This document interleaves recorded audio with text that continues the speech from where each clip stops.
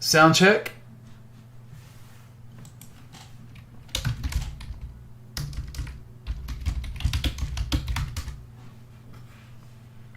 Sound check.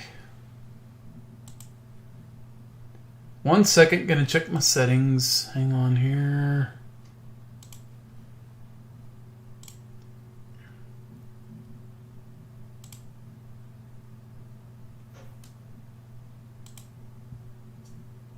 Okay, you hear me now?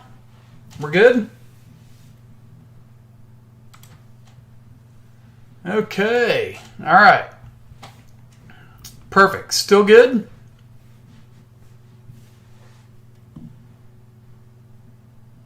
Still good. All right. Check. Awesome. Love it. All right, guys. So I'm back in the action here. It's been a while. I've been working so hard, and this week I had to have a COVID-19 test. So forgive me for not being around, but it's kind of scary. Anyway, the test came back negative. We're doing good. Let's get into things. Let's go ahead and get after it. All right, so Bitcoin, let's go ahead and start with this because everybody wants to know what's going on with Bitcoin. Are we going higher, lower? What's the deal? Here's my views, okay? Is that this area right over here, okay, at 10,995 was a pretty big area, right? The more important area to me, though, is down here. 10,383. Let's call it 10,400, right? This was a big area for Bitcoin to get past. You can see where it failed. It failed back here to regain the 11,000 area. Failed there. Huge drop. Failed again, and then consolidated and finally busted above it, right? So what are we looking for now? The Bollinger Bands are very, very tight right now, okay? This is your area to watch, and I really think, in my opinion at least, and we'll see how this goes, but I think that we're probably going to end up holding this 50 EMA right here, okay? And that's going to be right there at 11,000. I think 11,000, at least short term, is going to be the big support, right? And you get some sort of bounce off of this. You can see how prices, the 10, and I'm going to zoom in just so you guys can see this. The 10 EMA, and it's crossed through the 20, right? So everybody wants to say, okay, well, this thing's just going to roll over and keep going down. It could. Okay, that's the thing. It could. But my thinking is that I don't think Bitcoin wants to do this just yet. I think it wants to hold this area, which has been big support here, and, over in here. So hold again and then make that push towards, I think, right up here at the 61.8. And the only reason I bring this up is what was the reasoning for Bitcoin stopping right here at 12,467? To me, I can't figure it out. I'm looking back. Yeah, there was some resistance back in here, but big enough to stop it right there for, the long term? No, I don't think so.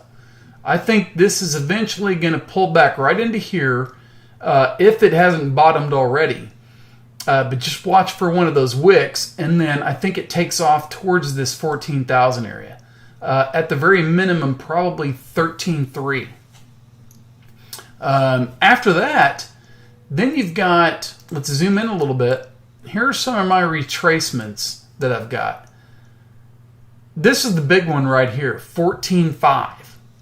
Now, even though 13.3 is a short-term resistance, like if it pops, I think it eventually, like if it's a one-day deal, it pulls back, or 1 or 2 day, and then zips right back up and probably tests 14.5.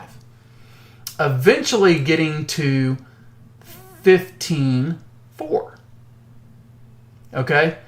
That would make much more sense in the play of this, right? It's coming back and retesting old resistance, new support. Why not bounce here? Why not? So upwards from here, and then we get the bigger correction, right? And that could come after the election, is my point. I just think that right now things look like they want to run right into October or so, maybe November. And then by the time you get to around the election, things will pull back, right? And you get a bigger correction, especially if Biden's elected. And I'll try to keep politics out of this.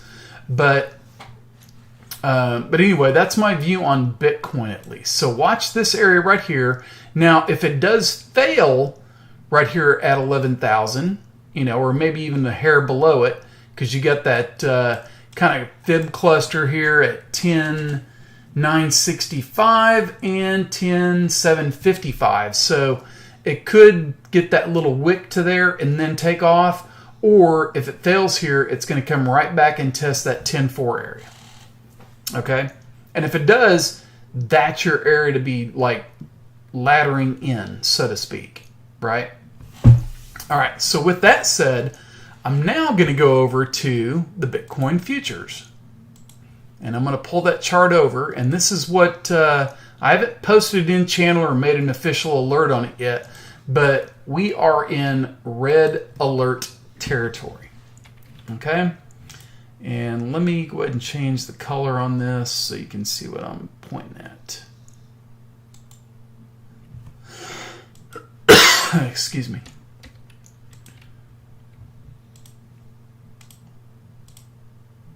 All right. So here we are. Okay? And look at this resistance. This was like old resistance here. Couldn't break resistance there. And then what do we have here?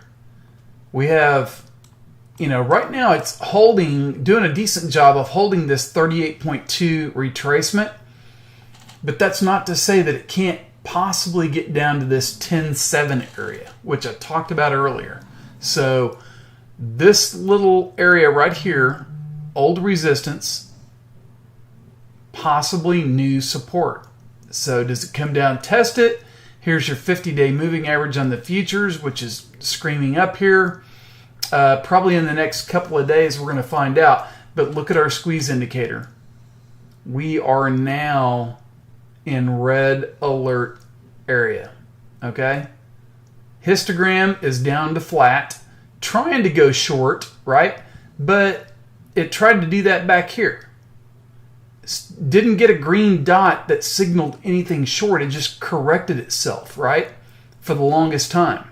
Had a big move up, corrected, never got the sell signal. And remember me talking this whole time, I was like, this is the longest squeeze in history, right? Which it was. Look at that. No green dots that signaled any kind of up or down move. And so could we do the same here? Possibly. Possibly. I don't think so.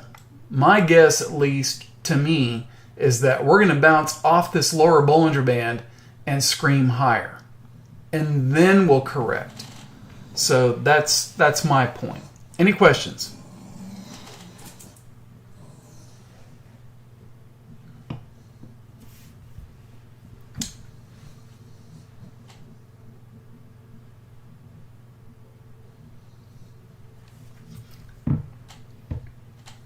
Any questions?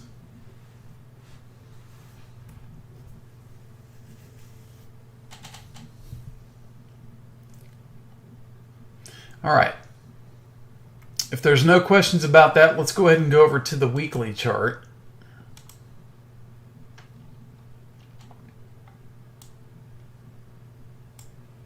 And we're seeing a decent, here it is. It's right there again in front of you, right? Resistance, resistance, broke through, and now can resistance become support? That's your area to watch. Okay? There is the gap at 96.65. So 96.65, could it wick there? Sure it could. We know how Bitcoin is, and some of these moves that it makes, depending on where people's stops are at. Match. So when I say red alert, okay, and if you go over to my Discord channel, you will see where I've put in what I mean by red and yellow alerts. Okay?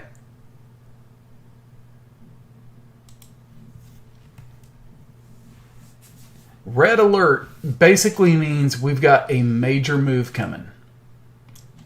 Yellow alert means be on watch, okay? And it's a decent time to maybe add a little bit to your position. Not a lot, just add a little bit. Red alert means make sure you've got your positions and everything that you're watching ready to go, because it could go one way or the other. Now, my opinion, and I put that in the channel, is that I think this is going up. I think the squeeze indicator is eventually going to show its hand to the long side, right? And so here it is, daily chart. Okay? We're on red alert right now. Now, I will alert you guys when we do get the signal, right? So you look here, okay? We had a red alert back in here. It was a red alert for a long time, actually, right? Red dots, okay? Red dots. No indication. Price could go either way. But right here, when you get that green dot, that confirms that the bull is on, okay? And even if you got in right here at 11,000, you still had enough to write it up all the way to 12,642. That's a 1,000-point move plus, okay? Lex, J Powell. Okay, well, we know this guy is ultra bullish, right? This guy is pro-market. That's a given. The guy is definitely, he's going to do whatever he can to keep the stock market up. Eventually, at some point, I think this all comes back to bite him in the ass. It always does.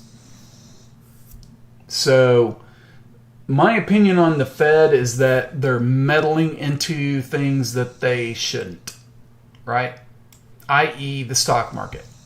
I've always been a big proponent of let the stock market dictate what it wants to do. All right? If it sucks, it sucks. If companies go bankrupt and whatnot, then that just happens. That's part of free market, right?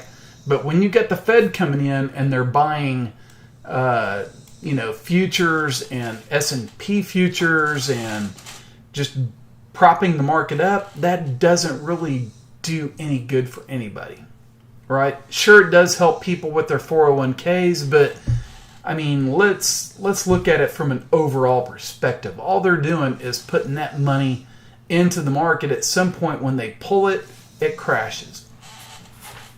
And I'm not saying the market's going to crash anytime soon, but that's just what they do. And they've been getting their hands in this mess ever since 2008. It didn't used to be that way. When Greenspan was in charge, all they did was direct policy, right? We're raising rates, we're lowering rates. Back then, raise rates and the market goes down a little bit. Lower rates, the market goes up. And they played that game, and then all of a sudden you get the crash, and they start to get scared, and they're trying to protect the American economy, which, again, I think is bad on their part right now, because I think the American economy will survive. They just do not need the Fed's help, right? I mean, unless it was like what we got with COVID, right? That's when the Fed comes in. That's when the Fed does their job. But after that, and if you try to start getting back to normal, then you let the market take care of itself. But anyway, that's another discussion. Okay. Any questions or chart requests? And that's enough on the futures. So we'll see what happens.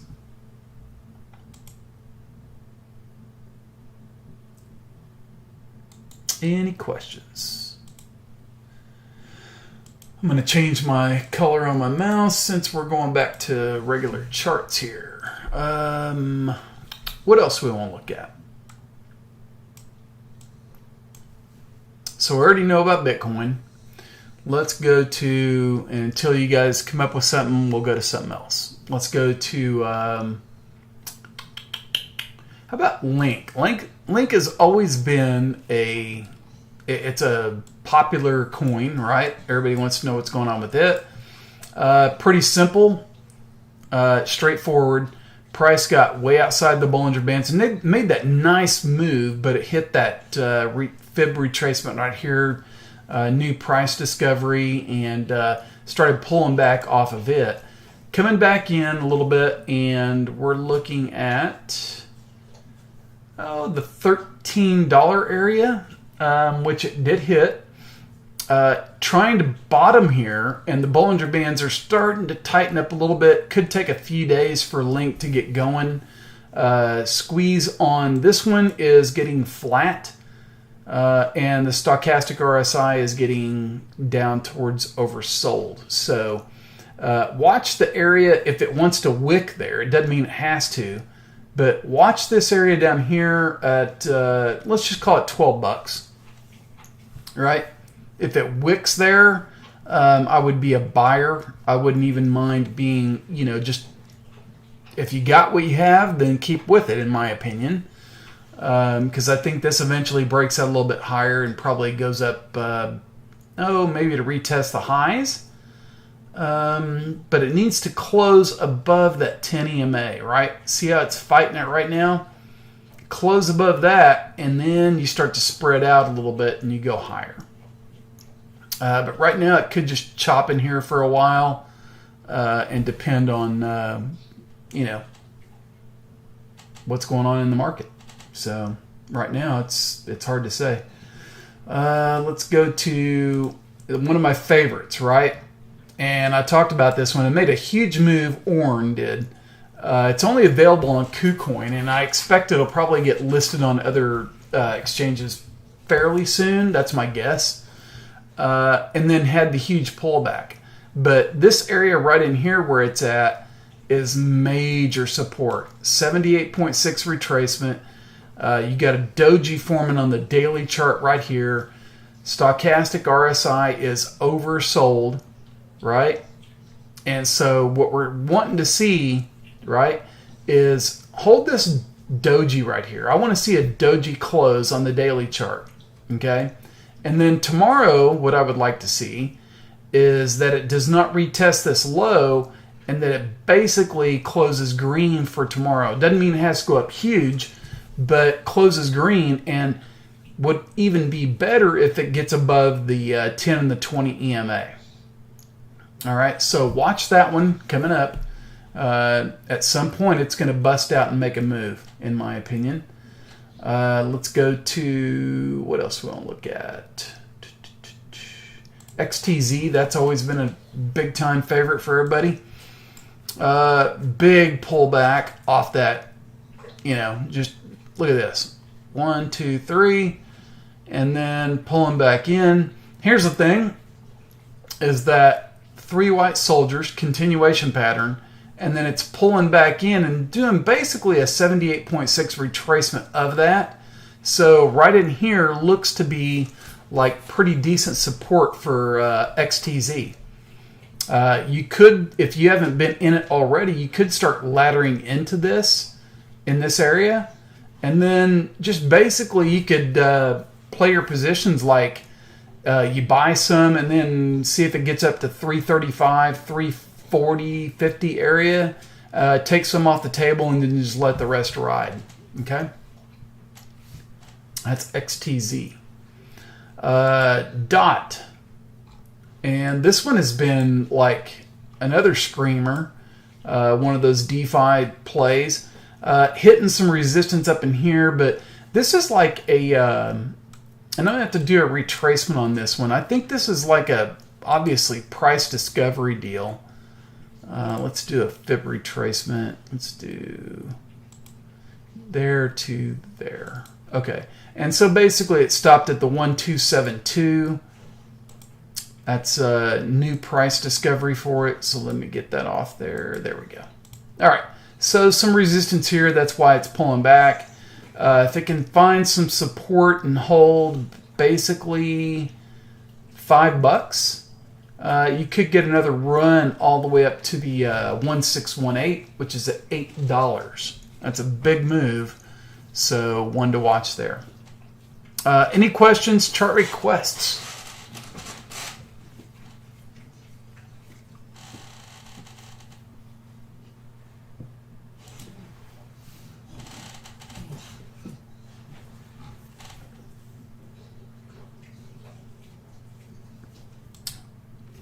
DGB? Yeah. Still hold this one, but it's one I don't look at a lot because it's just a long-term play for me. But trading-wise, it could be getting down into an area where you could play a bounce.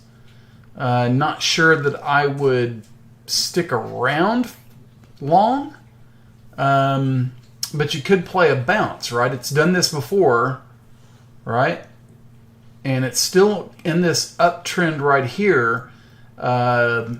If it gets down and possibly tests that 200-day moving average, possible.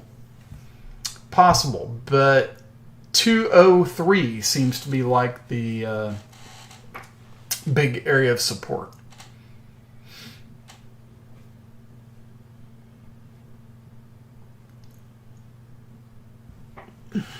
All right, questions? Chart requests?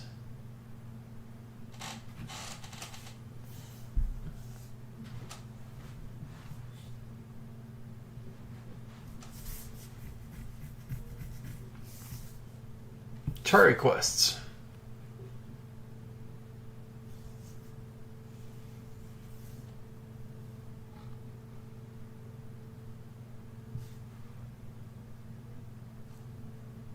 Everybody still hearing me okay?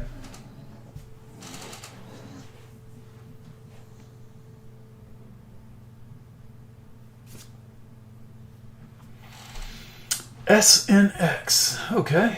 Let's take a look. I think I got that one under the DeFi coins. Yeah, so, you know, pretty much, you know, it's one of these, look at your indicator here coming down a little bit. Price is consolidating. This is new. I mean, obviously it's a newer coin, right? And so, you know, it hit the 2618 retracement right here. And I'm sure I could probably do something like this as well now. And let's go look at maybe a 78.6. Let's see if that's the key. Or 618. There we go. Okay, so basically what you would probably want to see on this one is basically a close above 656. You know, that really kind of gets things going, but it looks like, to me at least, maybe let's give it, and I'm just judging off the Bollinger Bands here. Let's give this one maybe until, judging by days, possibly till next week. All right. Possibly next week, and then it decides, you know, which way it's going to go. I like how it's holding the 10 and the 21. I mean, look at that. That's pretty bullish, right? I mean, you can't be bearish about that. I think it's just doing a nice job at consolidating in here, and then eventually we'll see what it does to the upside here. So I would be bullish on SNX.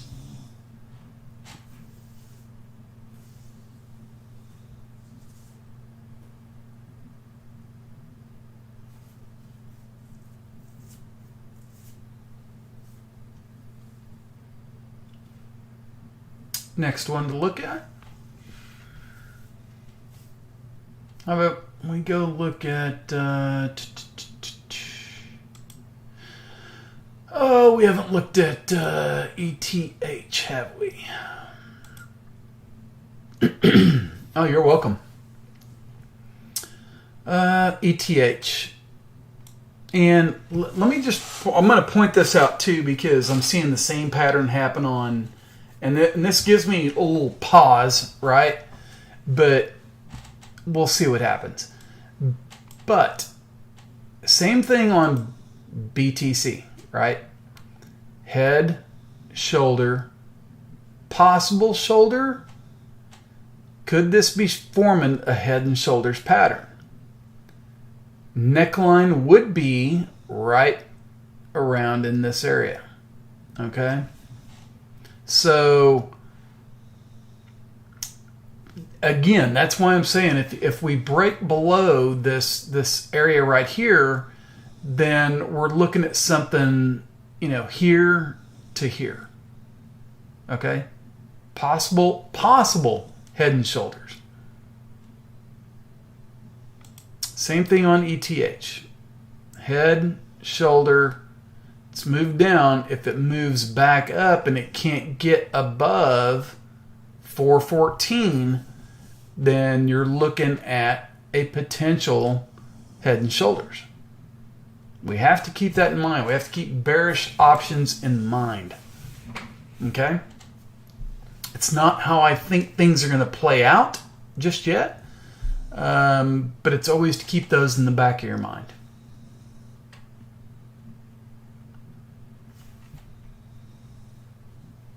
One thing I will point out, and this may or may not have an effect on the stock market or Bitcoin or the markets, but the volatility index. This is on the S&P, or this is the VIX, right? Volatility index for the market. And let me change the color.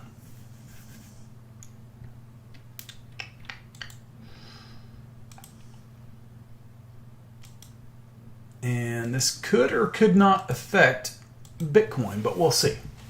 But the one thing that's interesting is that, the market has been up for the past couple of days, right? It's been up for the past couple of days.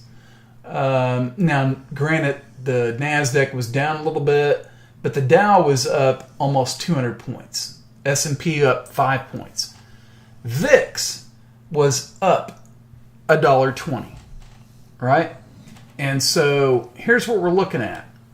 And I just think this thing looks like, to me, it's a bottoming pattern, right? And I ended up buying calls on this one yesterday.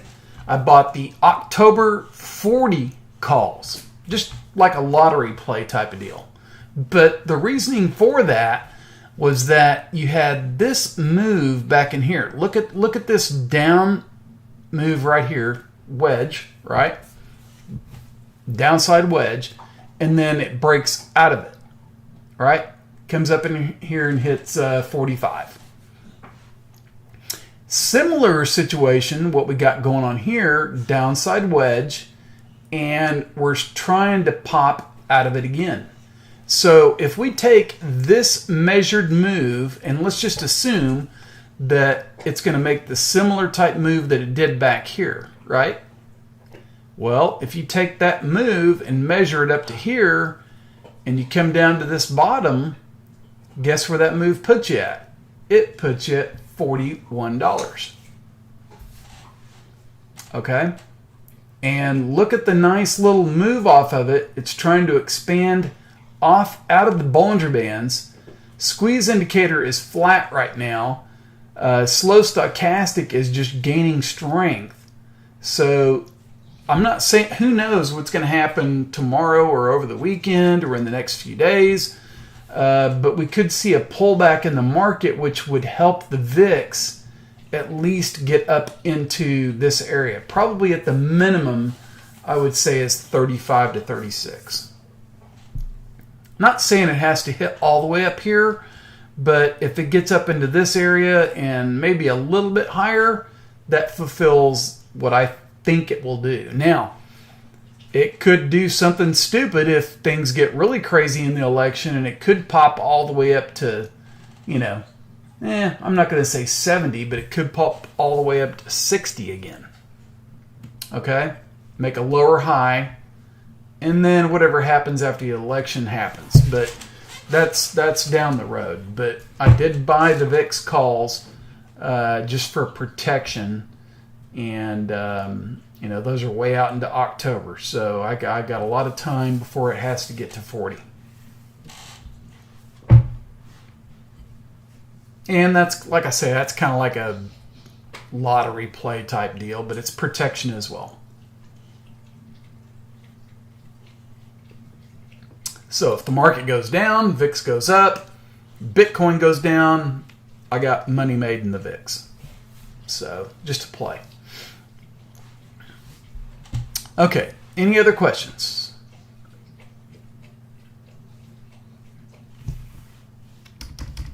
Chart requests. And speaking of, here is the S&P 500. And I'll zoom out a little bit, just coinciding with what the VIX is doing, all right? But look at this. I'll zoom out, right? This was the megaphone pattern, right? And I've had this in here for a long time.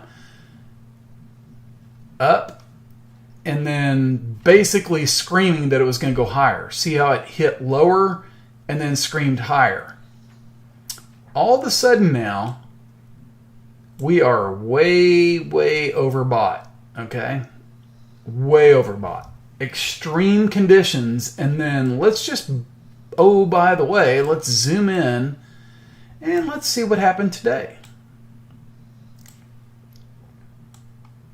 Let's go zoom in. Wow, what's that? See that doji right there? Outside the Bollinger Band? And we got a gap here. Okay? We got a gap down here. We got several gaps on the S&P 500, guys. And so having VIX protection is not a bad idea. That's why I went all the way out to October to give this time, because even if it wanted to reverse and go a little bit higher, I don't think it's going to get past this trend line. It's going to hit here and reverse off of it. And so I think at the minimum, this thing probably comes back and tests the 10 EMA. Look what's happened in the past. Right? Test the 20-day moving average. Test the 20-day moving average. Test the 20-day moving average. Test the 10. Test the 10. You think it's going to test the 10 again?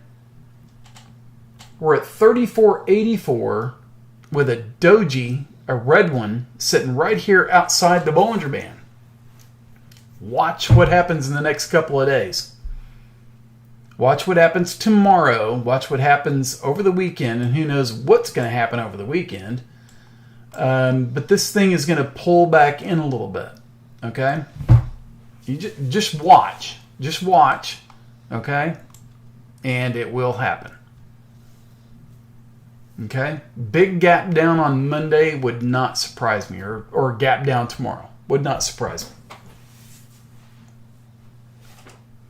But at some point, this is going to reverse and go to the downside for a correction. Let's see. BA. Boeing. Let's go look at Boeing.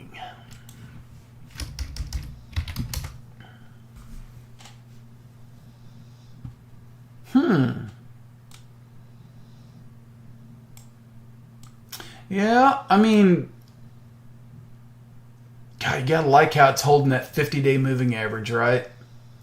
I mean, you have to respect that. That's just, but the 200-day moving average is coming down. I think Boeing is just going to consolidate in here for a while. If the S&P or whatever does make a correction, then this could pull back into here, which would be 163. And then eventually come up and test the 200 That would be a huge, monstrous move on Boeing. I mean, it's still bearish, right? Nobody's ordering new planes. It's basically just a military play to me right now. But I mean, we'll see. It's doing a nice job at kind of holding this little pattern. But could that be considered like a bear flag? Probably not. But it's not the most bullish of patterns. What one wants to see is it wants to hold that 50-day moving average. Has to hold 160. Has to hold 160. Has to. If not, then it's coming down and it's testing, 111 and possibly even the lows. But right now it's doing a nice job of building a base here. And if it could just consolidate and hold this until that 200 comes down to meet everything and then turn up, then you can think about going up here and retesting this area up in here, which was support for the longest time, right? This 291 area. See how it held there, held in here, held in here, held in here, and then when it broke, look what happened.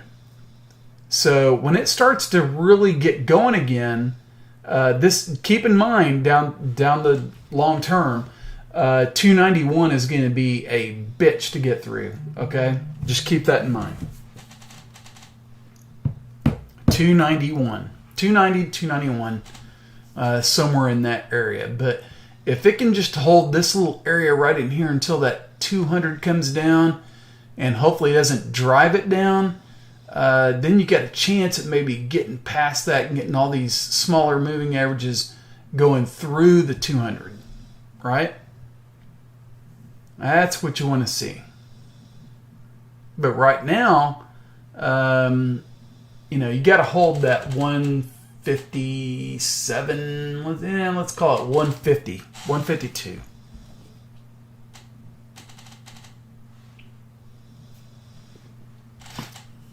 Okay. Let's zoom in a little bit more on this one. Let's zoom in. Maybe I'm missing something. I just want to double check, make sure I'm not missing any candlestick patterns here. I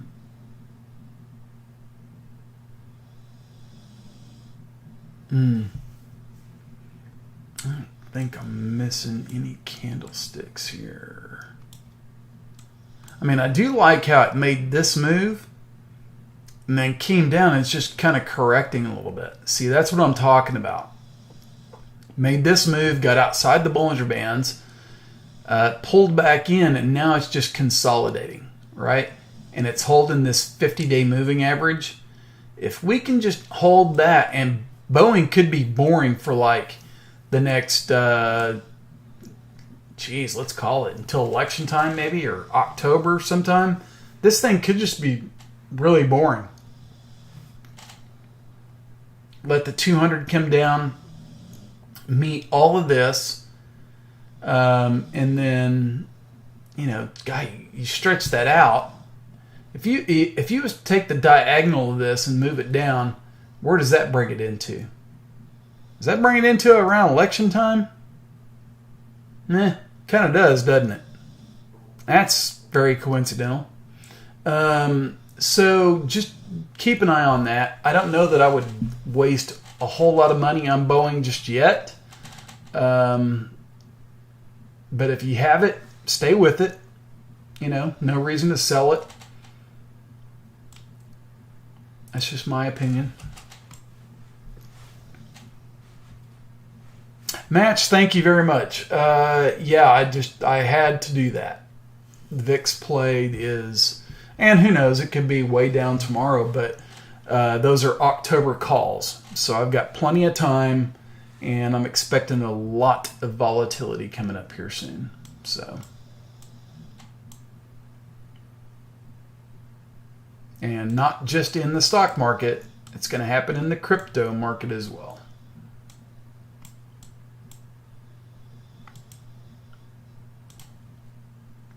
All right. So what else do we got? What else do we want to look at? Anything else?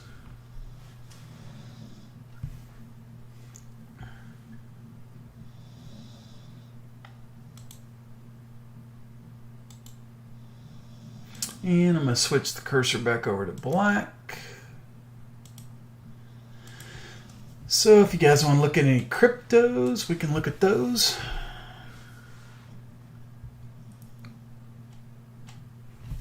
Give me about 2 seconds. Get your charts ready. Give me 2 seconds and I'll be right back.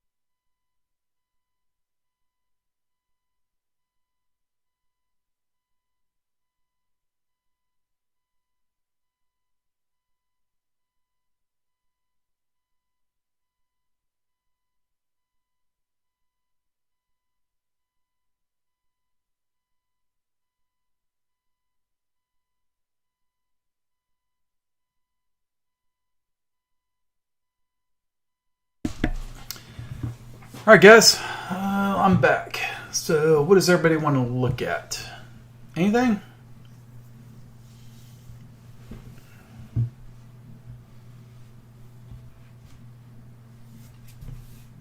Chat room's open. What do we want to look at?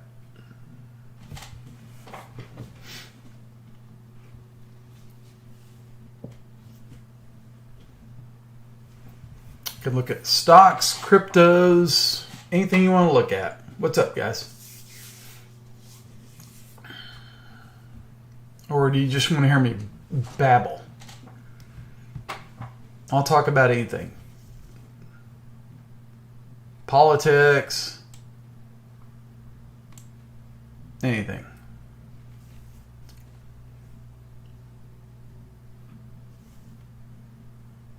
Don't be shy. Post it out there. What do you got? The Dixie. All right, let's go look at the Dixie. Let's go take a look. Currencies. DXY. Okay. Yeah, it's been in trouble for a while, right? I gotta do this. I haven't done this on the chart yet. Let me do some fib retracements. Let's do it this way. There we go. Get it where I can see it. And I'm going to have to change that.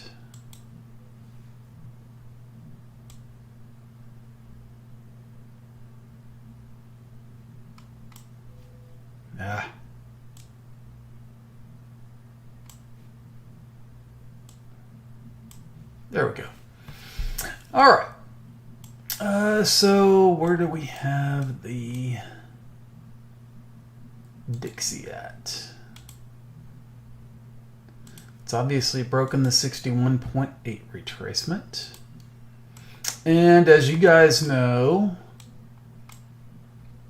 The 78.6 is a very, very important fib retracement zone. Okay?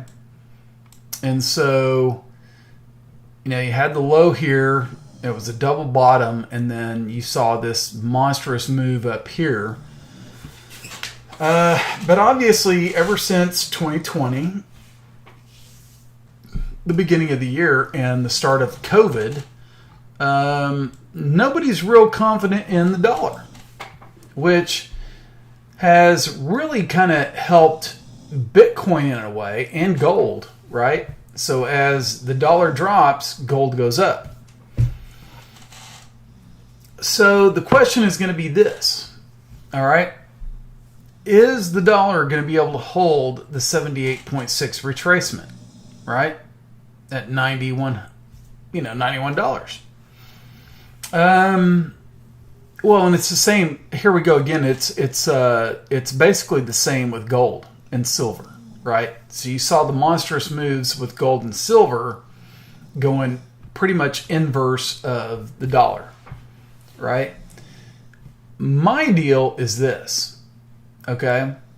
If the dollar can't hold this area right here, which is, let's basically where it's at, 92. You still have the 78.6 right down here. But if it can't hold that, then that's when you're going to see Bitcoin and gold and all these things take off and make new highs. All right? We could see the dollar get all the way down to $84, right? And so the question is this happening on purpose? Are we devaluing our currency to play with China, right? We've seen how China devalued their currency just so they could be a bigger player on the world market. Are we doing the same thing? That's the question. Let's go look at a weekly chart. And if you think the dollar can't go lower, then you better rethink again, right? This could be just the beginning, right? We've seen the dollar get down all the way to 70 before, and that was at the financial crisis. That was when everybody thought the United States is doomed, it's gone. Why invest in the U.S. dollar? Why, blah, blah, blah. Well, here we are again. But let's do this. Let's just say, for instance, if I can catch it right on it.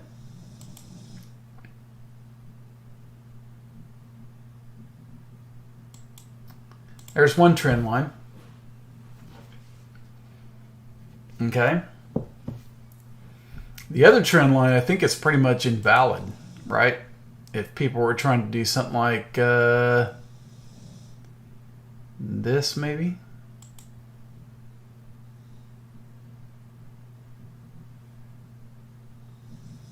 Maybe it's not. Okay.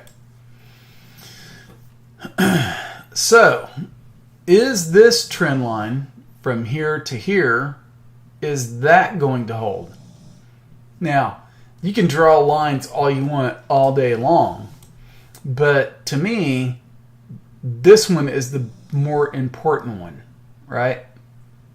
I think it's very possible that, the US dollar at some point, and this is like a weekly chart, right?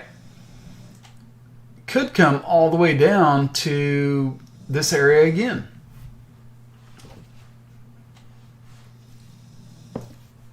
But we'll see, right? Let's go look at a monthly chart, just for giggles and grins.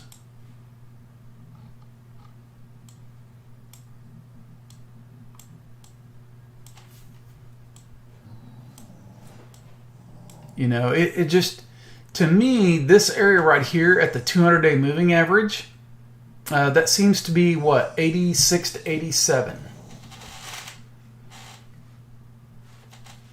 That seems to be the play, right? At least for I don't know. And again, this is a monthly chart, right? But look at the moving averages. Look at this. This is just screaming like it wants to go lower. To me, at least to 90, right? And the even number of 90, that's going to be a psychological area. Whether it holds or not, who knows? And if it doesn't, 88 to that 87 area. That almost seems like over the next, couple of months to be the area, right? In this trend line, which coincidentally could give gold and Bitcoin going into the end of the year the move that we've been talking about. But we'll see what happens. I can't predict this thing. I just know that, it's consolidating up here at the top. And if it can't hold this area right here, then it's in trouble and it comes down to 79, right? And it comes down to the next consolidation zone, which was support. So hold this area or else it comes down and tests this area.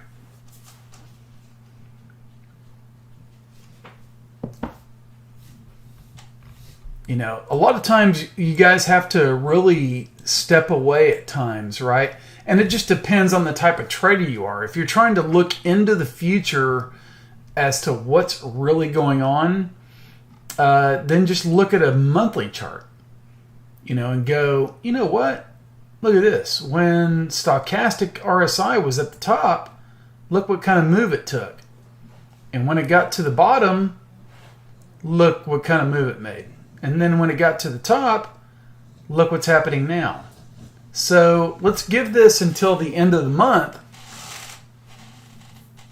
Let's revisit this, okay, and see where we're at. Is it going to hold this trend line? It's very possible at 90. Very possible. But go look at what happens when stochastic RSI gets at tops, right? I'm just scrolling over them, right? And then when they make bottoms, it's not too hard to figure out. Not too hard.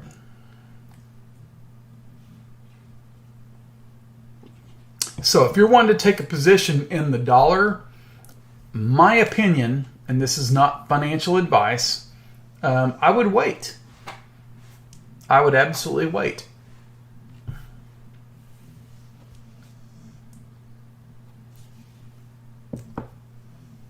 So that's my opinion on the dollar. I mean, you could look at the, if you wanted to play a weekly chart, you could play it for a week or two. But just knowing that the monthly chart says it could go lower, right? Switch over to a daily position. Do you really want to try to play that? I mean, you could try to play a bounce to 94, right? You could. But then knowing that once it hits that resistance, it's going to come right back down.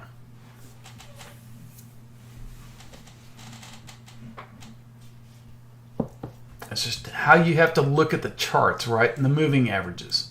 You have to look at all time frames. I mean, you could go, let's go out to a 1 hour chart. You really want to play that? You want to play this mess? I mean, look at this wild shit going on right here. Do you really want to play that? It held the low, yeah.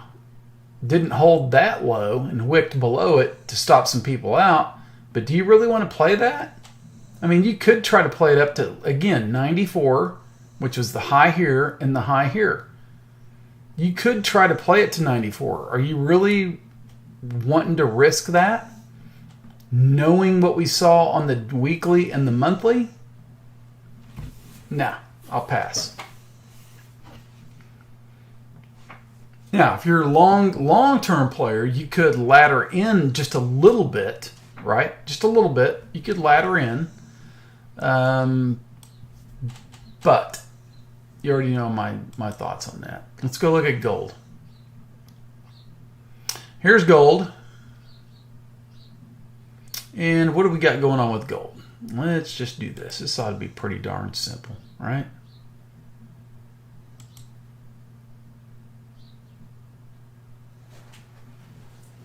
There we go. Didn't catch that right.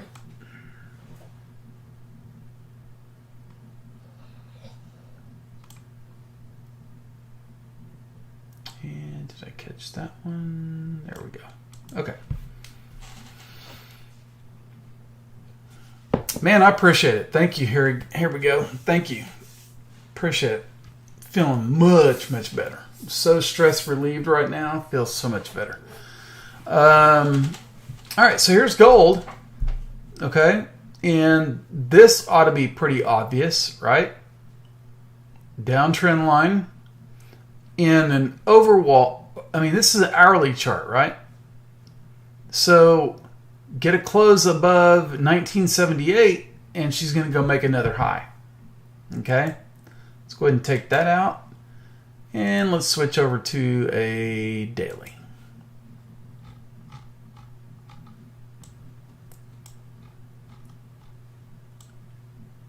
There we go.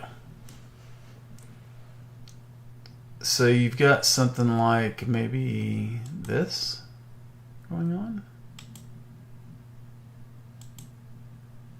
And something like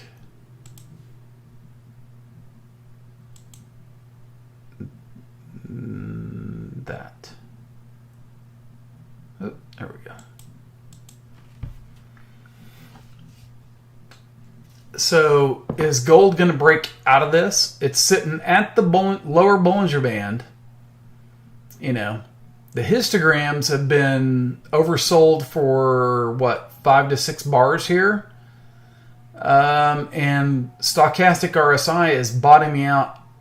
You know, is this going to gain momentum and go to the upside for, you know, another high?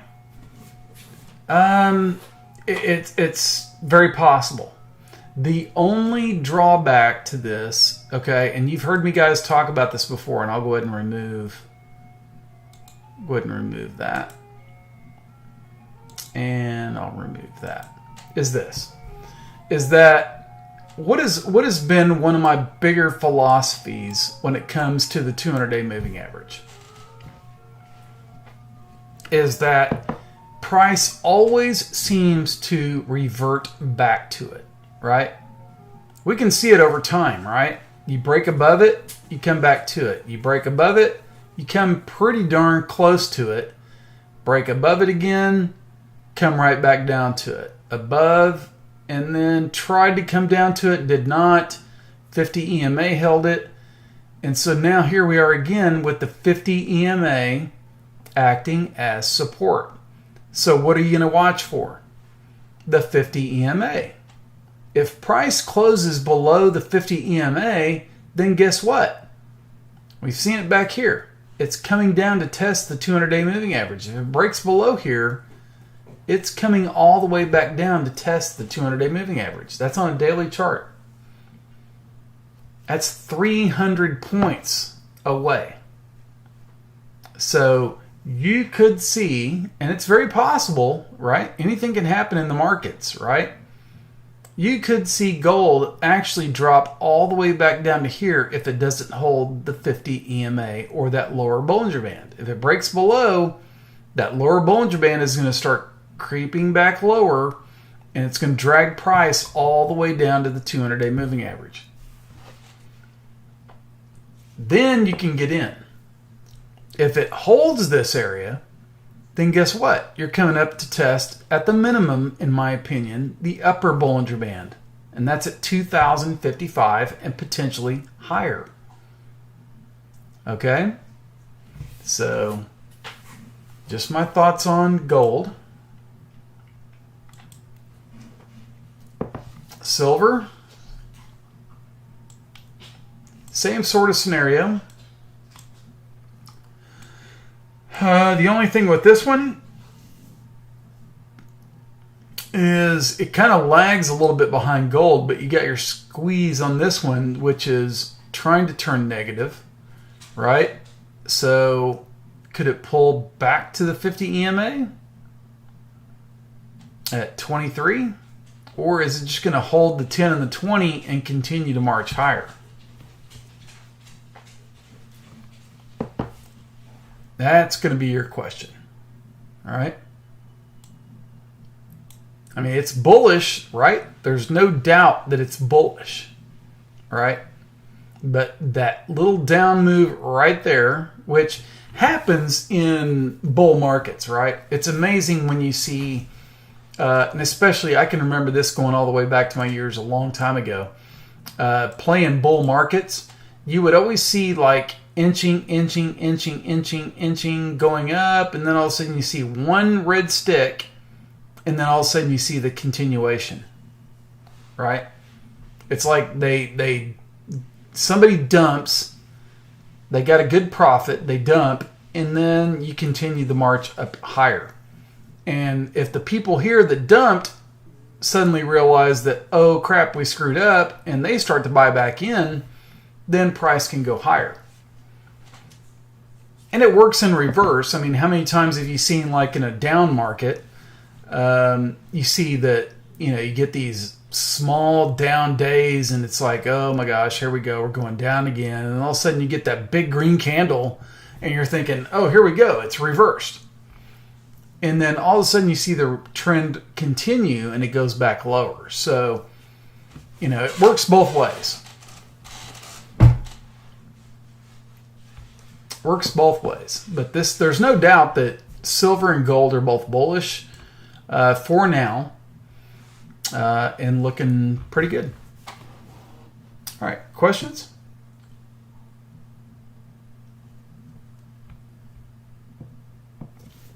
Now, obviously, with that said, would I be buying gold right here? No. Would I be buying silver here? No.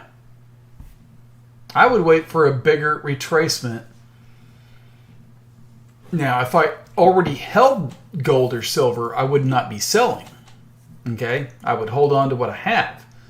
I would just be looking for bigger retracements to get in more. Okay?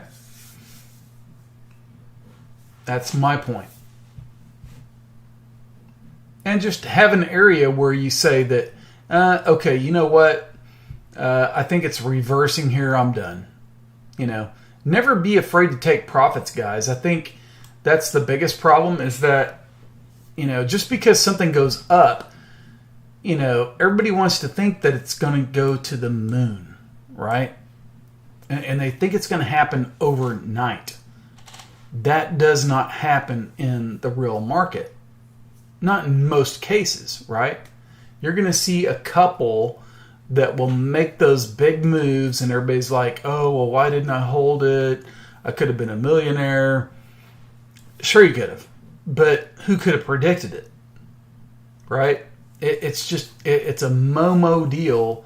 And so that's why I always say that the best play is to get in a position, and when you get to a point where you can take some of that off the table and leave some, build up a portfolio. Just in case one of those decides to go to the moon, right? Just in case it decides to go to the moon. You don't have to have all your position in one coin. Hey, Fabio, how are you, sir?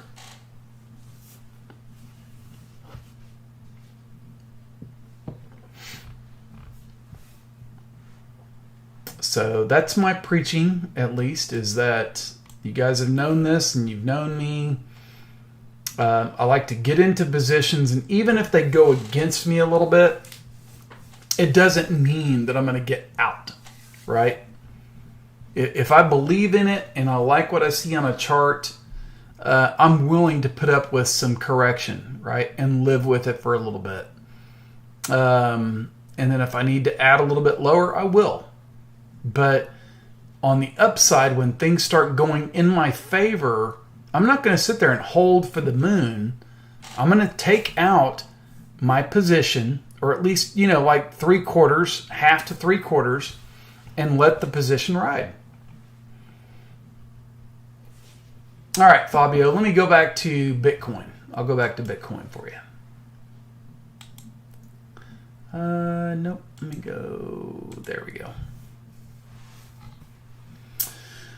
All right. Let's go look at Bitcoin one more time. All right. So here we go. And I went over this earlier. If we was to go back, right, and we're going back to here, okay.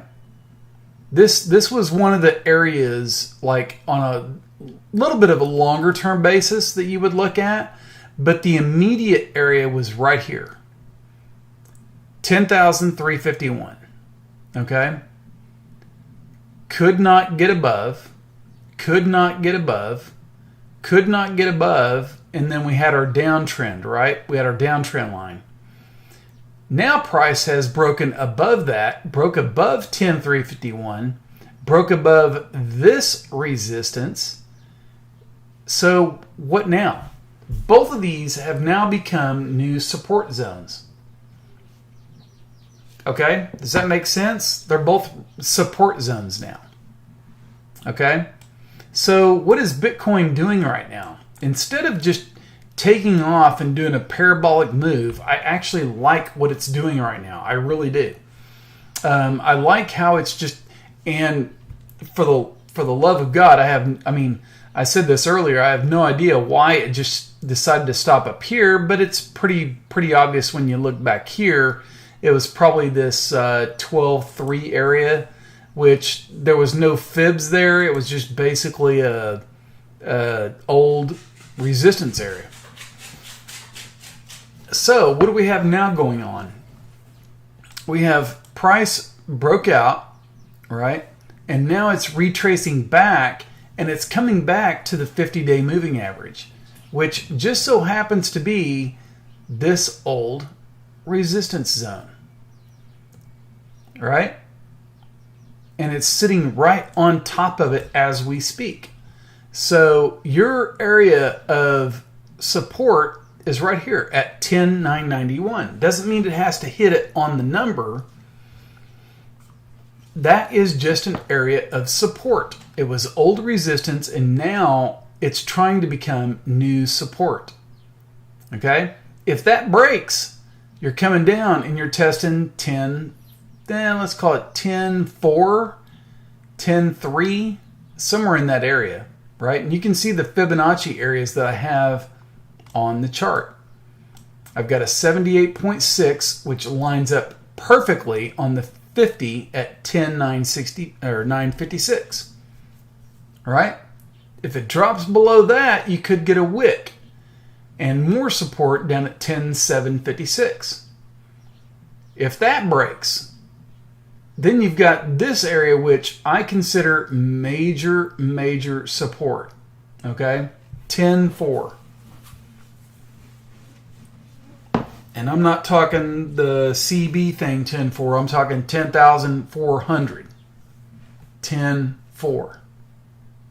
Okay? So that's what Bitcoin is going through right now. Now, if we look at, okay, at least on this chart, this squeeze indicator, okay, things are trying to sell off. But you got your stochastic RSI, which is screaming down into oversold. As long as price can just kind of hold this area while indicator goes down, that gives you the support to be able to take this to the next level. Now, Bitcoin does what it always wants to do, right? We could see a major spike all the way down to this area. Who knows? With Bitcoin, you could see it all the way down to retest this downtrend line. Okay? Very possible. Anything's possible with Bitcoin. 10,400. I'll expand on that. Right here. what was this area right in here? Where I'm circled on. See that? That was resistance. Price sold off dramatically. When it made its rebound, price sold off again, but it didn't sell off as much. It just came back and it consolidated until it could retake that position. The thinking here is that somebody is a big buyer at this area, and they will protect it until they can't. And if they can't, and I'm sure they probably got a stop loss in there somewhere, and if it hits, you're going to see price drop farther. Okay? But whoever this was that decided to take it out has got some big money. Okay?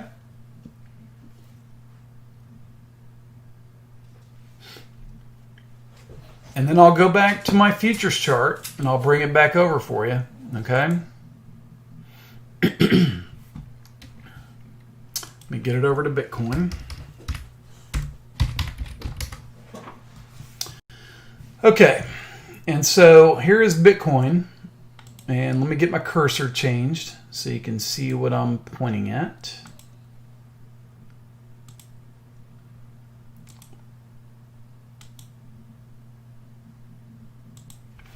All right, same sort of situation, right?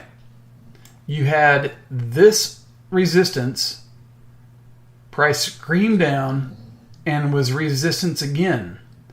Consolidated, broke above it, and now it's coming back to retest it. Okay? Doesn't mean it has to get there, right? This thing, in my opinion, unless it breaks this area right here, is going higher. And I think it wants to go higher. Okay? My opinion is I think it's going to get to 13,000 plus. Possibly even, excuse me, up into the 15 area, right up in here. Before it wants to try to come down and make a bigger correction, which, that could come around election time. We'll see. I could be totally wrong. This thing could just blast totally off. But I would be looking for a move up to around 15,000. 13 to 15, somewhere in that range. That's what I'm looking for. Now, if I'm wrong, then we're coming down and we're filling this gap at 96.65. And then we got a whole new ball game, right? It breaks the trend of this bullish momentum that we've got going on. Okay? But squeeze indicator is right here, okay? And you can see where it's flat now. It's been flat for the last few days. Red dots, right? Price is retracing. And we saw what happened back in here. This whole area was consolidation.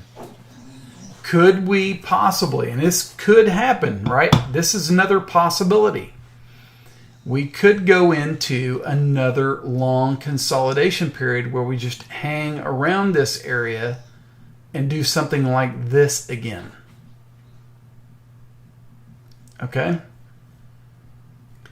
Difference being is that we're holding consolidation right here at the support for another move higher.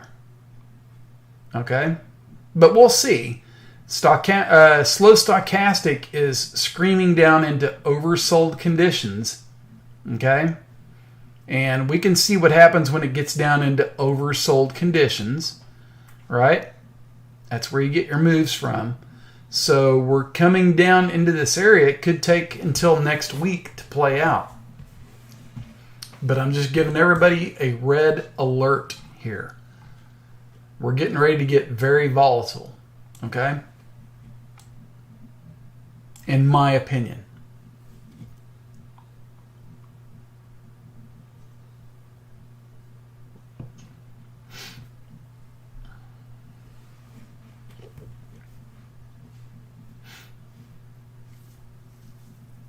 All right. Questions?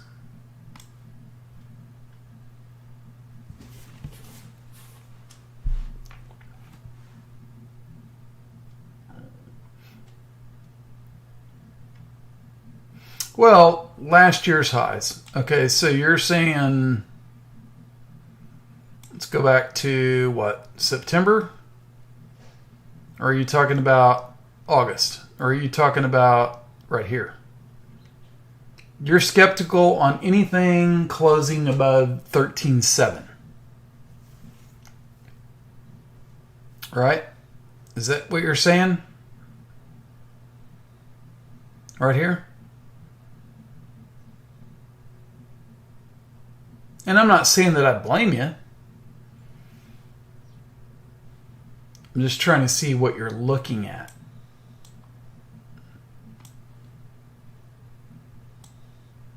I guess my question would be, if you look at this thing going out, yeah, 13.7, okay. So I guess when you look at the structure of this thing and you see what's been going on, would you not say that like this was bullish, correction, and bullish?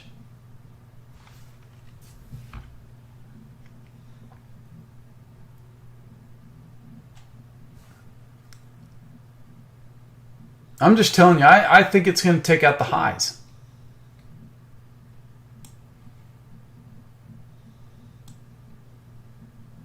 I think it's going to take out that high. Now, disclaimer, we are going into an election, and I am letting some of that play into my theory, just because I think Trump is going to get reelected, right? And I think if that happens, I think the market just takes off to new highs. Right? Here's your weekly chart. Holding this area right here is going to be extremely important. And it's 10.7. Let's call it 10.7 to 10.4. It's going to hold the 50-day moving average. If not, then we're going into a bear market, folks. And this thing is going to scream lower. Okay? Personally, I think it goes higher before it does any kind of major correction. I think it's going to turn on a dime and go. But we'll see. I've been wrong before.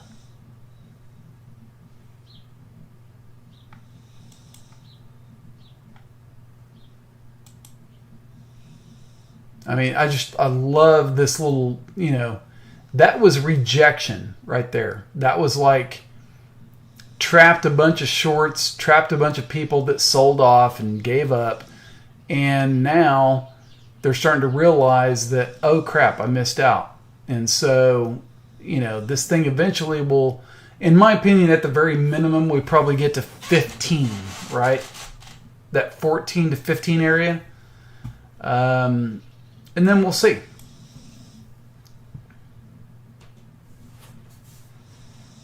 Yeah, nothing hurts with being cautious. You have to be. Right?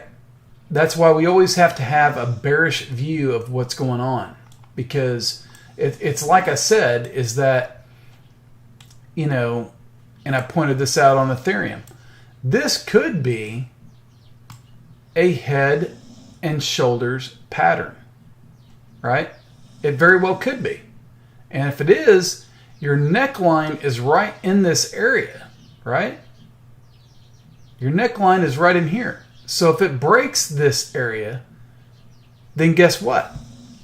Your measured move is, let's just, by me trying to do it by mind, 12.3 to, let's call it 1,800 points. So take 1,800 points from 10,800. That takes you down to 9,000. That takes you all the way down to here. Okay? So if this is a head and shoulders, Your target move is going to be in this area right in here. Okay?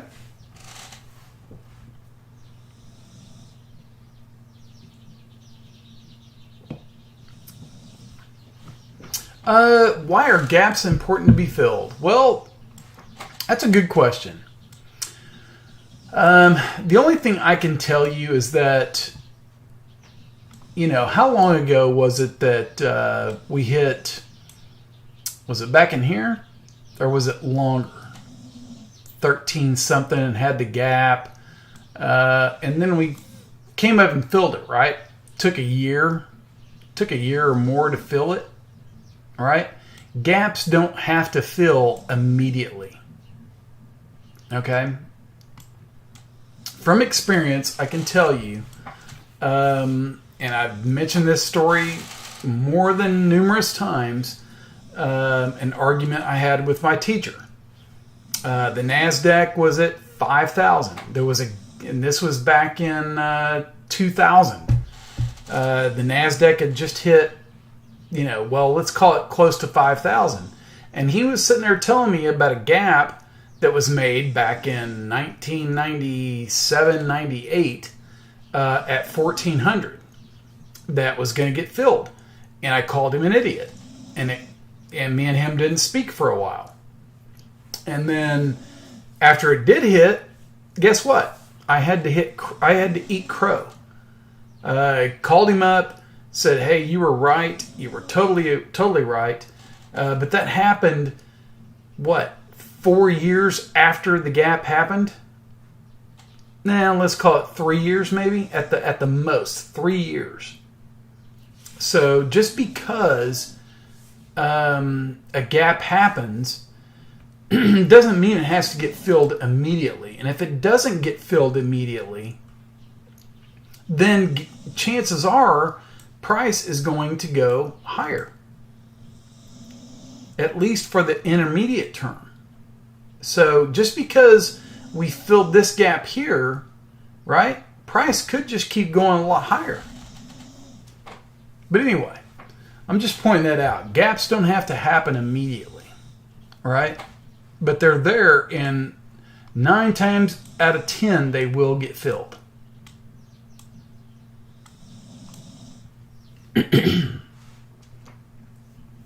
So anyway, yes, I have been wrong in the past, and that's back when I was a newbie and thought I knew it all, and oh well, taught me a lesson.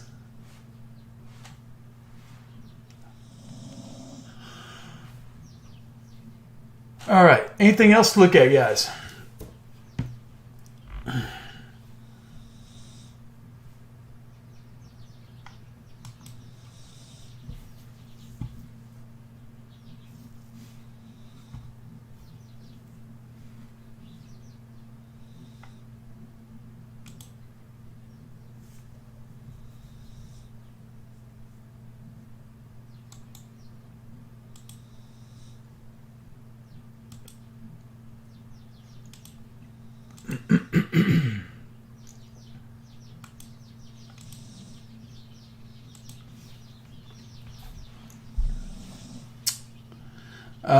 Yeah. Amazon and the S&P 500, which, we'll see what happens, guys. I mean, I will only say this, all right? As we get closer to Election Day, we're going to see some wild moves in the market. So be prepared. Go back and look at 2016, right around election time. Just get ready. Okay? We're going to see massive moves. Money is going to go from here to there, from here to there, and there to here. It's going to flop all over the place. So be prepared, guys. Lot of money to be made.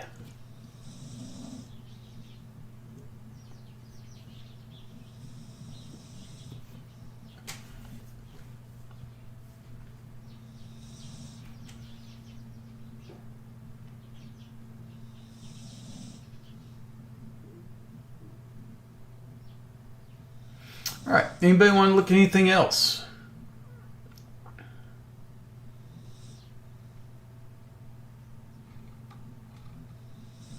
What about ZEC? I'm just curious about that one. I did not see Powell's speech today. I did not. No.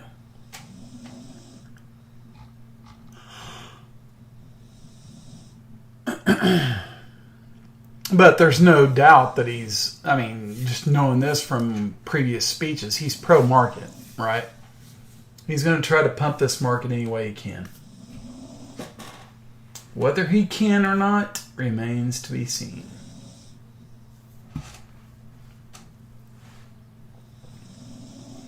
DGB. Yep, let's go look. Went over this one earlier. DGB, you know, it hit this little area coming up here of fib resistance, pulling back off of that, you know, doing similar things that it did in the past, right? So look at this. 50-day moving average. You can see what happens. It dips below and then recovers, dips below, recovers, dips below, recovers, dips below, recovers. Well, what's it doing right now? It's trying to dip below. So you've got this kind of trend line going here, right? It's almost like a semi-flag pattern, I guess. It could be a rising, I wouldn't call it a rising wedge. But it's in a nice uptrend, right? And look, I mean, who can argue with like the 200-day moving average? You know, back in here, look at this, guys. And this is a beautiful example. You see something that's at the lows and the 200-day moving average is coming down, you know, and look how low DGB got, 47, right? I think I mentioned it on a play, and I think we got stopped out by one sat, which really pissed me off. But anyway, called it, I think, at 60 or 63, somewhere in that area, and we got stopped out by one sat. And then it took off. That really pissed me off, right? But anyway, being that I had some, it was okay, but for you guys that got in it and followed my play, it ticked me off. But anyway, look at this. You wait until price gets down, all these moving averages consolidate, and then you get that snap, right? It's a snap. It's like a rubber band. Coiling up, and then snap. That's what you're looking for. And then after that happens, you're in a bull trend, right? And so now what happens?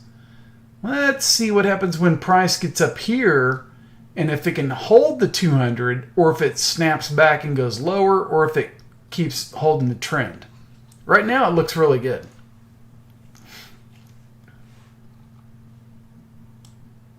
It's just, I mean, stochastic RSI oversold. It's doing the same thing it did back in these areas. Why not try that again, right? You could buy it here, and if it comes up and wants to retest in this area, it could be 351 over 300, right? So you could get a nice 10-20% move out of it. Doesn't mean you have to hold it forever, but you could get a nice little trade out of it, right?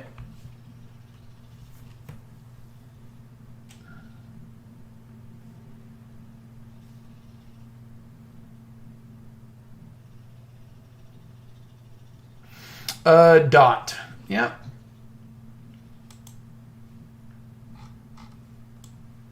And I went over this one earlier. You know, it basically hit, it's in new, when you're trying to discover a new price on something, basically you have to, you know, just start where your, you know, high is and come down to your low and then just go off reverse fibs, you know. And so it hit this resistance at the 1.272 and it's coming down. you could always switch over to lower time frames to see, there you go. So, do you really want to buy it when it's had a bearish engulfing? Nah. Let price come down, kind of consolidate for a while, see if it holds that 10 and 20. If not, it comes down to here. This would be another area that, let's do something like this. All right, there you go. So there would be another support, right? So if it breaks this, then you could buy it obviously down here at 459 and see if it holds that 50-day moving average and the lower Bollinger Band, right? So, everything's kind of consolidating here. You had the bearish engulfing, and then you got the indicator coming down, and it's not quite oversold yet. Not to say that it can't reverse off this and go higher, but you did have important fib resistance right up here, and until it gets back above that 10 EMA and closes above it, it's just kind of a, I don't know. You're just kind of guessing, right? There's not your risk is either, okay, yeah, it's going higher, or your risk is, oh, yeah, it's going lower. So are you going to buy it here and hope? Nah. I don't think so. I think I would rather wait until it closed above the 10 EMA and then buy it and let it run, or I would wait until it got down to here and then hold on to the 50 and maybe buy it at support, bigger support. So, just my thoughts on DOT.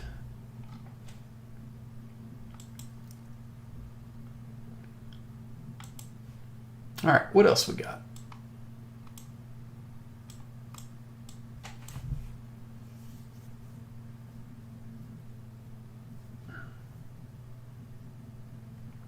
Well, it doesn't necessarily mean it's a bearish sign. I'm just saying that, when you look at things, you can buy it at the 10 or 20-day moving average.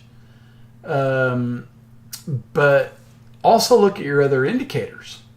Does it still have room to the downside? That's what you have to risk, right? You could risk it right here, and it might not end up being a bad play. Okay? I'm just saying you don't want to go all in on something right here. If you want to ladder into it, then that's another thing. You could buy a quarter position now, just so you don't miss it in case it turns off the 10 and the 20 EMA. Or you could, buy the 25% now, and then if it goes up, you're fine. If not, you can add to it. Or if it goes against you, you can add more a little bit lower. You just ladder in your position, if that makes sense.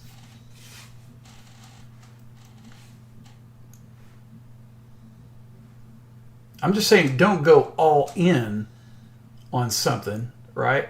Just because you think that's where you think it's going to stop. Ladder your positions.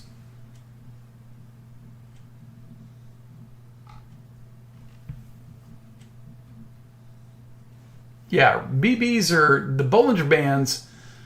By now, guys, you should have it down. I mean, I've talked about when something is outside the Bollinger Bands, what do? You get out, right? If it's going up and it's outside the Bollinger Bands, get out or take part of your profits. If it's below the Bollinger Bands, start taking a position. Doesn't have to be all of it, just has to be a part of it so you're not missing the move, because price will revert back inside those Bollinger Bands.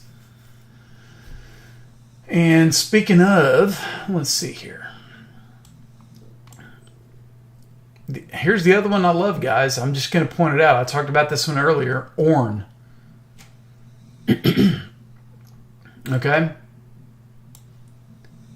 I posted the article. It's one of the top, it's in the top 10 of DeFi coins to watch. Great product. And it put in a doji today. And so I told everybody earlier, I said, watch what happens between tonight and tomorrow. If this thing puts in and gets up, and let's just say it tests, and if it can even close around 330 to 340, this thing is a buy all day long, right? Held support, possibly holding support. And it's got a doji right at support, right? Indecision. Now, could this drop all the way back down here to 240? Sure it can. Not going to deny it. It can drop all the way back down here to 244.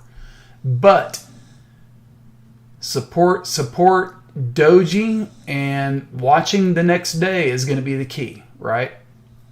And look at your stochastic RSI. It's bottomed out. It's been bottomed out for the last week or so.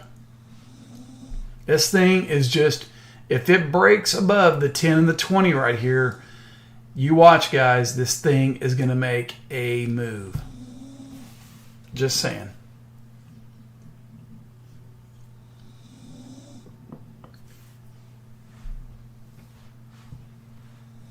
Saw Link do this a while back, and everybody doubted it. And all of a sudden, people were accumulating here, and it made its move. So watch ORN.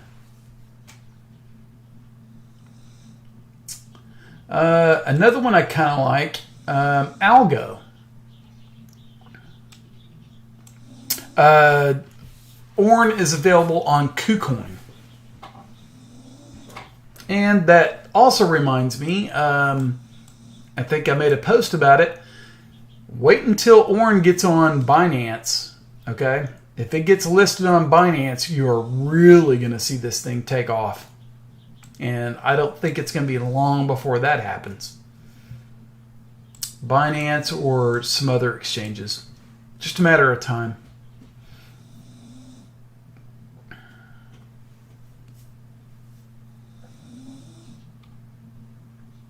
Algo is another one I kind of like. Up move here, consolidation, big up move here, and then just kind of putting in like a bull flag. All right, look at this, bull flag, and could come down to the 50 EMA and hold this area, and then take off for the next run. So keep Algo on your watch list. Band is another one that you want to keep on your watch list. This one's a big mover, right? It's another one, up, down, up, bull flag, possible move up to, well, I don't even want to say it. This thing could go ballistic any day. Theta, double top, right? So not sure that I would be going right into this one. Still, I think it's a longer term hold if somebody wants to get in. But I would think you might be able to get in lower, maybe around 36 if this 43 area doesn't hold. So that would be a good entry, I would think, on Theta. SXP, another so-called DeFi coin, just kind of holding this little area over here, which was resistance, now support.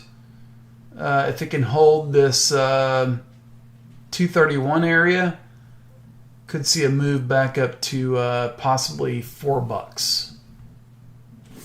That's where I'll put it at. That would be a nice little gain from here. Bull flag. Yeah, so basically, I'll just pull it up. Let's see.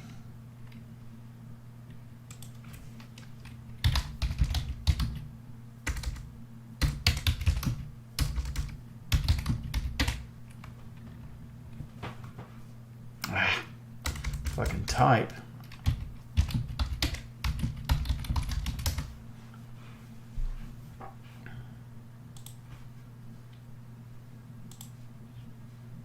There you go.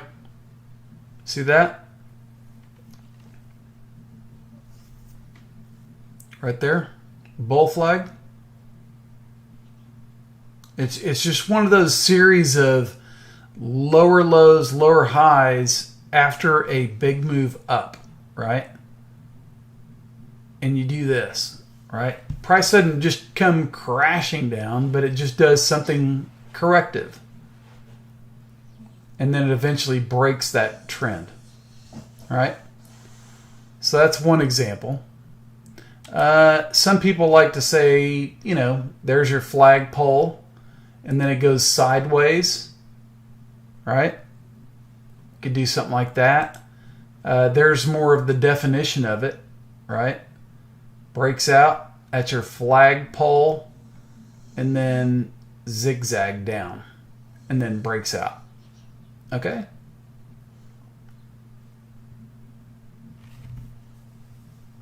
Very simple. Just have to Google it.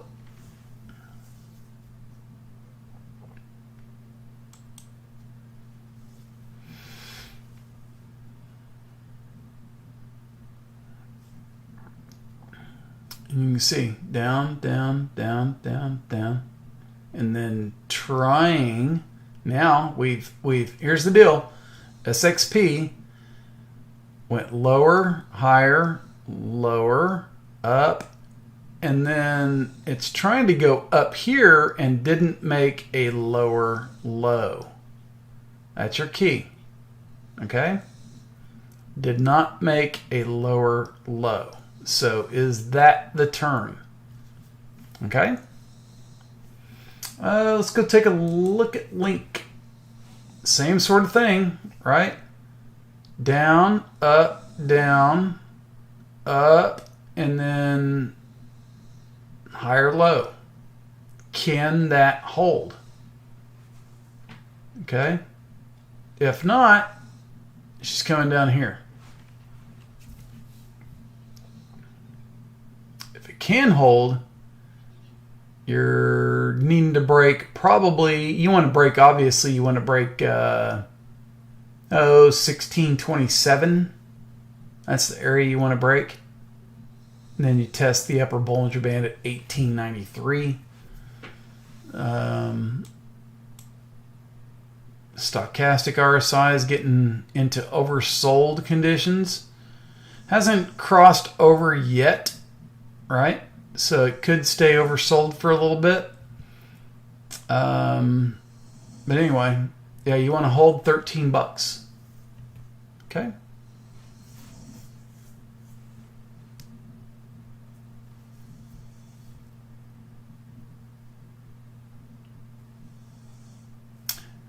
You're talking about on this one here, right there.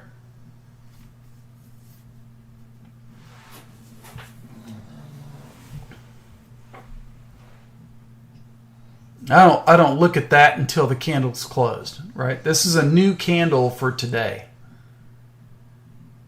That's a new candle for today. So a lot can happen between now and tomorrow evening.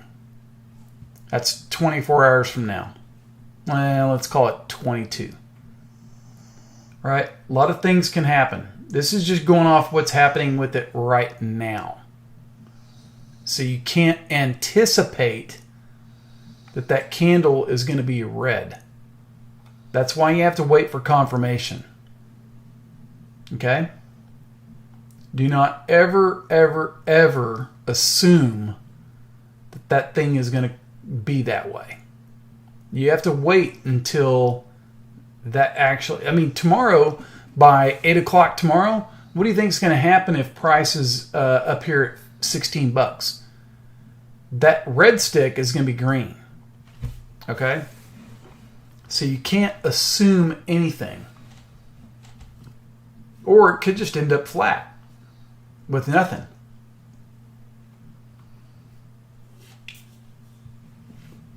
All right? So that's the one other thing, guys, I just want to point out. Don't ever, ever assume on candles. Never. Not until they're closed. Okay? Now, you can sit there and try to predict But I do not recommend you basing your trades on that. Don't try to predict what you think the candle will do, right? Wait until it actually closes, and then you can play off of that. Whether it be a 1 hour, 2 hour, 4 hour, daily, weekly, whatever. Don't ever assume, right? Don't ever assume what you think it's going to do. Let it finish.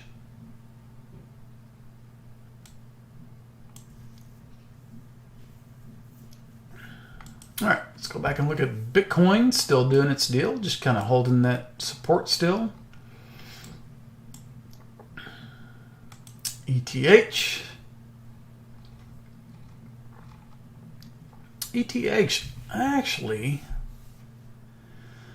let's see, I had this area right in here as like resistance and then new support, and it broke below it. So that's a little bit concerning, but maybe it's this area.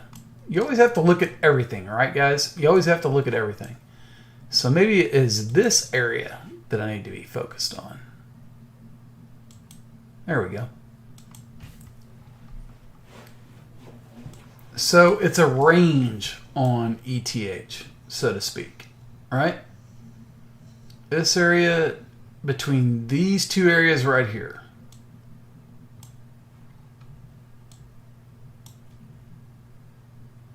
I still have that fib retracement up there around 600. That's crazy.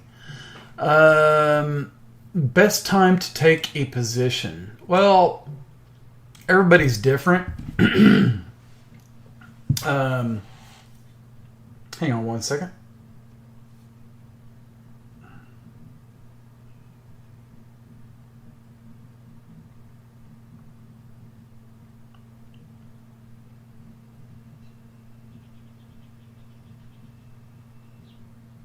Okay. Best time to take a position.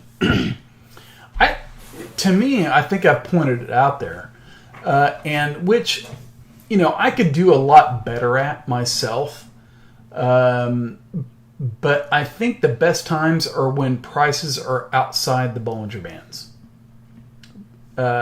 Particularly when you're looking at a 4 hour and up time frame. 4 hour, 6 hour, 8 hour daily. Right? You just look at those time frames, and it doesn't mean you have to be in those positions for a long time. But if you're just wanting to day trade it, watch for one of those moves that takes it below the Bollinger Bands or outside the upper Bollinger Bands. Whether if you want to short it, you know, you could do both ways. But look for stuff if you're a long player. Look for stuff that dips below the Bollinger Bands. You know, you could almost guarantee yourself, you know, that price is going to move back inside that. So you could ladder your position a little bit, so to speak, right? You could go, like if you see it dip below it, you could go 25% in. And then if price still keeps going below the Bollinger Band, add more. And then, you know, maybe add another 25%. And then after that, you just kind of hold. And you have to wait. You have to be patient because price will revert and go back up inside the Bollinger Bands. That's where you could start to ladder out of your positions. And that's where you make your money at.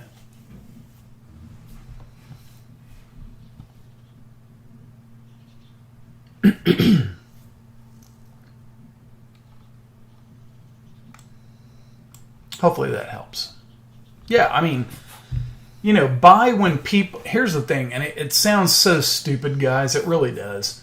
But it's an old metaphor. When do you buy?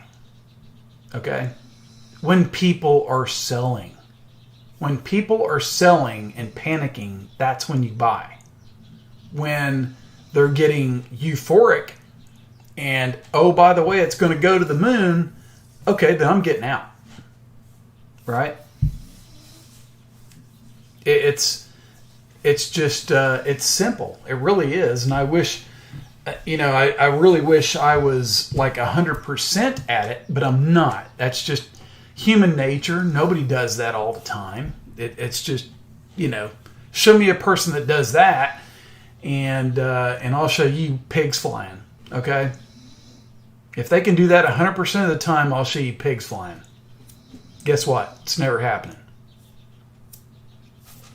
I mean, human nature and emotion gets into it when you're trading, right? Because you may look at something and you love it, right? You look at something and you go, man, I really love that thing. I just want to buy it right now. Well, why do you have to buy it right now? Why not wait for the opportune time to get in? But it still happens even to the best of us, guys. It really does. I mean, you could sit there and go, man, I really like this. I love the technology. But you're not sitting there thinking in your mind, okay, wait a second. Am I holding this for one day, or am I holding this for a month? Or am I going to hold it for a year? That's where you have to get a pen and paper out and determine, what are you holding for the long term? What are you holding for the short term? And just trade that stuff. The best thing to do, trade. Just trade. You don't have to fall in love with anything. Just trade it. Build a portfolio. Who cares if you've got 2 shares of, Theta? Who cares if you've got, even if you made money off of it, right? You still have 2 shares of it. If it gets back into your tradable position, trade it again. Build your portfolio again. Now I don't have 2, I got 4. Now I don't have 4, I got 8. And you keep rinsing and repeating until you build up enough of a portfolio where, shit, I got 1,000 Theta free. It could go up to the moon, or it could go down to 0, and I haven't lost a penny. So that's kind of my thinking on things.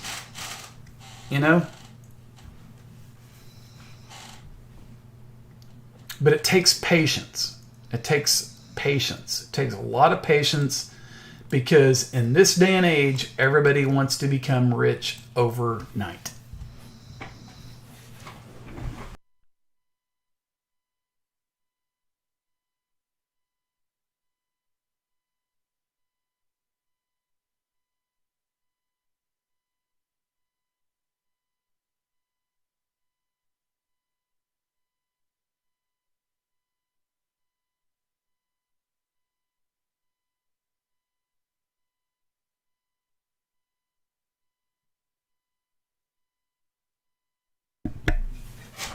All right, so any other questions?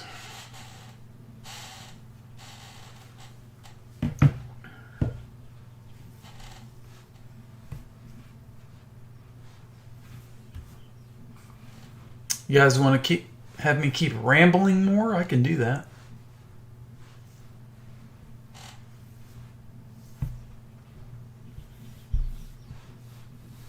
I like to ramble.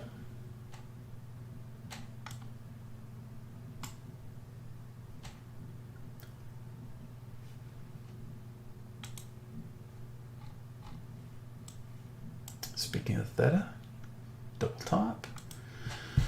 All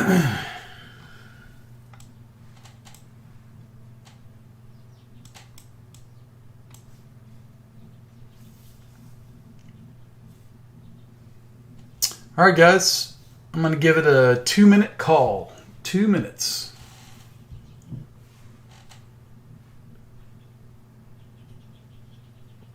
If you have a chart request, bring it on.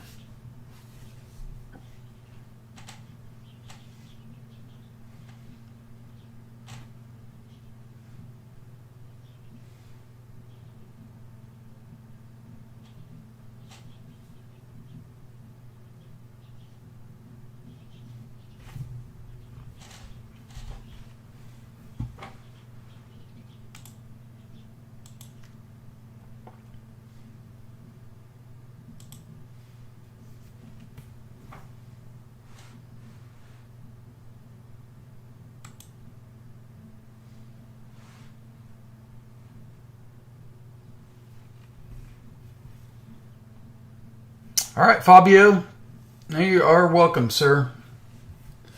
Good luck to everybody. I will be back around tomorrow, and we'll take it from there. I'm going to start doing some more live streams. Just so you guys know, I put it out there in the channel. I had to wait until I got my COVID tests back, but starting to get back into the groove of things, and we're going into an exciting time of year. So I'll be back around more often, post more often, and we'll get after it. So you guys have a great evening, and we will see you guys later. Thanks for coming in, guys. Appreciate you.